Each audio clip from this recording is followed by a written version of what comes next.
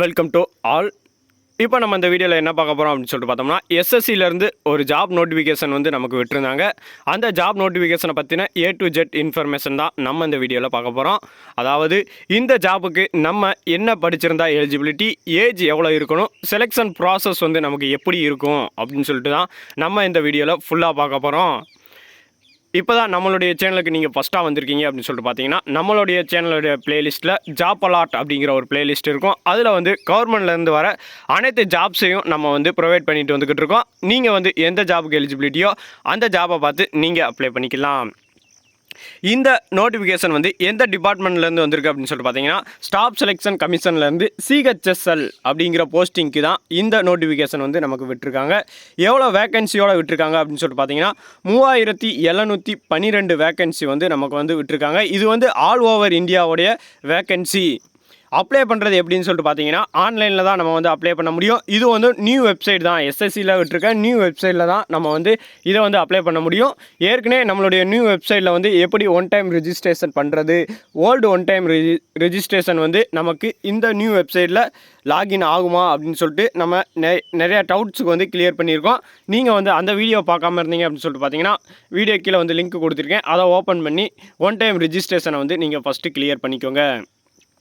Next வந்து இந்த ஜாபுக்கான important dates அப்படின்னு சொல்லிட்டு நீங்கள் எடுத்தீங்க அப்படின்னு சொல்லிட்டு பார்த்தீங்கன்னா, அப்ளை ஸ்டார்டிங் டேட் அப்படின்னா ஏப்ரல் 8 வந்து அப்ளை ஸ்டார்ட் பண்ணிடலாம். அதாவது இன்றைக்கி வந்து நம்ம வந்து அப்ளை பண்ணலாம் அப்படின்னு சொல்லிட்டு சொல்லியிருக்காங்க. லாஸ்ட் டேட் வந்து மே 7 வந்து நமக்கு வந்து க்ளோஸ் ஆகுது. அதுவும் 11 PM வந்து க்ளோஸ் ஆகுது. நீங்கள் வந்து 7 வரைக்கும் வெயிட் பண்ணிக்கிட்டு இருக்க வேணாம். இந்த வீடியோ பார்த்து முடித்த உடனே நீங்கள் வந்து இந்த ஜாப்புக்கு எலிஜிபிலிட்டியாக இருந்தீங்க அப்படின்னு சொல்லிட்டு பார்த்தீங்கன்னா, 2 டேஸில் வந்து நீங்கள் அப்ளை பண்ணுறாப்புல பார்த்துக்கோங்க. எல்லோருமே நீங்கள் வந்து லேட் ஆக்குனீங்க அப்படின்னு சொல்லிட்டு பார்த்தீங்கன்னா, லாஸ்ட் நேரத்தில் வந்து உங்களுக்கு வெப்சைட் வந்து சர்வர் எரர் வர்றதுக்கு அதிகமான வாய்ப்பு இருக்குது. நீங்கள் வந்து லாஸ்ட்டில் அப்ளை பண்ணாமையே இருக்கிறதுக்கும் உங்களுக்கு அதிக வாய்ப்பு இருக்குது. அதையும் நீங்கள் பார்த்துக்கோங்க. இந்த எக்ஸாமுக்கு வந்து அப்ளிகேஷன் கரெக்ஷன் பண்ணுறதுக்கு வந்து நமக்கு 10, 11 வந்து 2 டேஸ் வந்து மே மாதத்தில் வந்து டேட்ஸ் வந்து நமக்கு சொல்லியிருக்காங்க. எக்ஸாம் டேட்டுமே நமக்கு வந்து இந்த டேட்டுக்குள்ளே வந்து வந்துடும் அப்படின்னு சொல்லிட்டு சொல்லியிருக்காங்க. 1-12 ஜூலைக்குள்ளே வந்து நமக்கு Tier 1 எக்ஸாமினேஷனும், Tier 2க்கு வந்து இந்த Tier 1 எக்ஸாமினேஷன் முடிஞ்ச உடனே Tier 2க்கான டேட் வந்து நம்ம வந்து அலௌன்ஸ் பண்ணுவோம் அப்படின்னு சொல்லிட்டு சொல்லியிருக்காங்க. இந்த எக்ஸாமுக்கு வந்து அப்ளை பண்ணும்போது நம்ம பே பண்ணுற ஃபீஸ் எவ்வளோ அப்படின்னு சொல்லிட்டு பார்த்தீங்கன்னா, ஜென்ரல் கேட்டகரியில், அதாவது ஜென்ரல் ஓபிசி இடபிள்யூ கேட்டகரி வந்து நீங்கள் வந்து 100 ரூபா வந்து பே பண்ணுறாப்புல இருக்கும். அதுவே நீங்கள் எஸ்சி எஸ்டி பிடபிள்யூடியில் இருந்தீங்க அப்படின்னு சொல்லிட்டு பார்த்தீங்கன்னா, கண்டிப்பான முறையில் வந்து நீங்கள் வந்து அமௌண்ட் வந்து பே பண்ண தேவை கிடையாது. இது வந்து நீங்கள் வந்து ஆன்லைனில் தான் பே பண்ணுறாப்புல இருக்கும். ஃபஸ்ட்டு வந்து ஆஃப்லைனில் வந்து ஆப்ஷன் வந்து நமக்கு கொடுத்துருந்தாங்க. எஸ்பிஐ பேங்க் மட்டும் நமக்கு வந்து கொடுத்துருந்தாங்க. இப்போ வந்து ஆஃப்லைனில் வந்து நம்மளால் பே பண்ண முடியாது. ஒன்லி நீங்கள் வந்து ஆன்லைனில் தான் பே பண்ணணும்.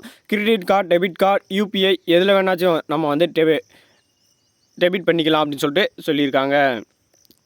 நெக்ஸ்ட்டு வந்து எலிஜிபிலிட்டி என்ன அப்படின்னு சொல்லிட்டு பார்த்தீங்கன்னா, ஏஜ் லிமிட். அதாவது எலிஜிபிலிட்டியில் ஃபஸ்ட்டு வந்து ஏஜ் லிமிட். உங்களுடைய ஏஜ் லிமிட் எவ்வளோ இருக்கணும் அப்படின்னு சொல்லிட்டு பார்த்தீங்கன்னா, 18லேருந்து 27 வயசுக்குள்ளே வந்து ஏஜ் லிமிட் வந்து இருக்கணும் அப்படின்னு சொல்லிட்டு சொல்லியிருக்காங்க.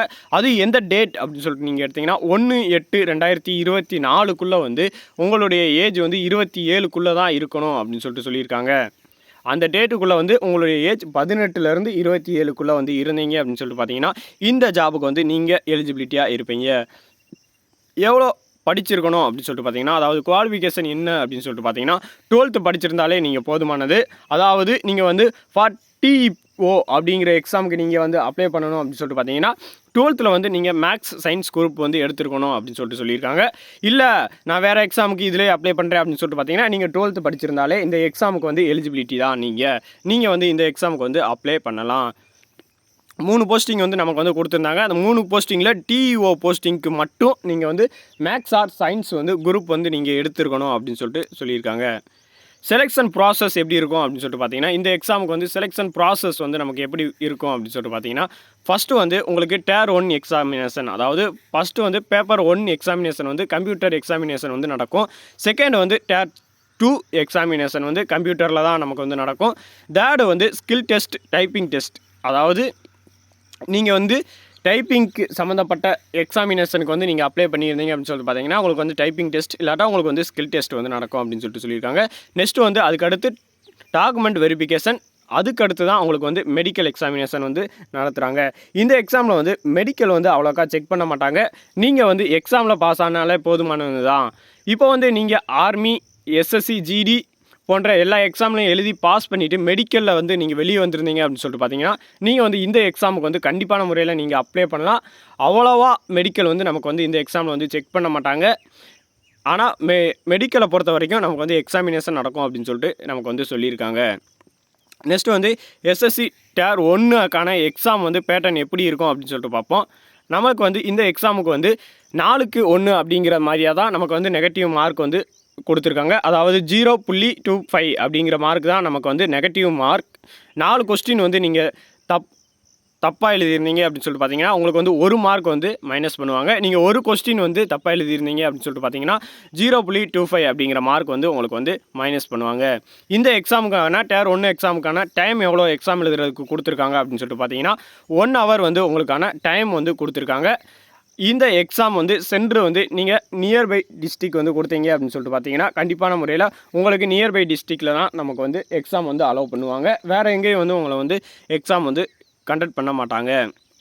நெக்ஸ்ட்டு வந்து இந்த டேர் 1க்கான எக்ஸாமுக்கான சப்ஜெக்ட் என்ன அப்படின்னு சொல்லிட்டு பார்த்தீங்கன்னா ஜென்ரல் ரீசனிங்கில் வந்து ஃபஸ்ட்டு வந்து டாபிக் கொடுத்துருக்காங்க. மொத்தம் 4 டாபிக், 100 கொஸ்டின், ஆனால் 200 மதிப்பெண். இதுக்கு வந்து ஜென்ரல் ரீசனிங்கில் வந்து 25 கொஸ்டின் 50 மதிப்பெண். ஜென்ரல் அவேர்னஸில் வந்து அதாவது ஜிகேல வந்து 25 கொஸ்டின் 50 மதிப்பெண்.